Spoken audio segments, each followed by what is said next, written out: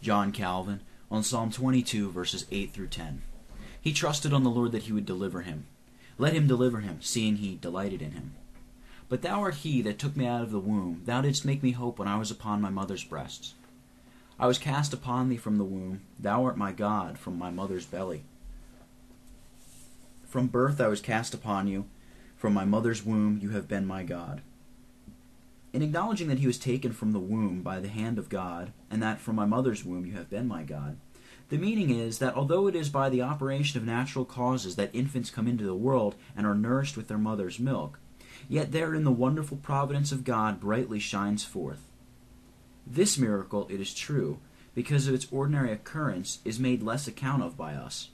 But if ingratitude did not put upon our eyes the veil of stupidity, we would be ravished with admiration at every childbirth in the world. What prevents the child from perishing, as it might, 100 times in its own corruption, before the time for bringing it forth arrives, but that God, by his secret and incomprehensible power, keeps it alive in its grave? And after it is brought into the world, seeing it is subject to so many miseries and cannot stir a finger to help itself, how could it live even for a single day, did not God take it up into his fatherly bosom to nourish and protect it? It is therefore, with good reason said, that the infant is cast upon him. For unless he fed the tender little babes, and watched over all the offices of the nurse, even at the very time of their being brought forth, they are exposed to 100 deaths by which they would be suffocated in an instant. Finally, David concludes that God was his God. God, it is true, to all appearances, shows the like goodness which is here celebrated even to the brute creation.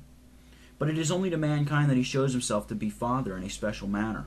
And although he does not immediately endow babes with the knowledge of himself, yet he is said to give them confidence, because by showing, in fact, that he takes care of their life, he in a manner allures them to himself, as it is said in another place, quote, he gives the beast his food, and to the young ravens which cry, unquote. Psalm 147, verse 9.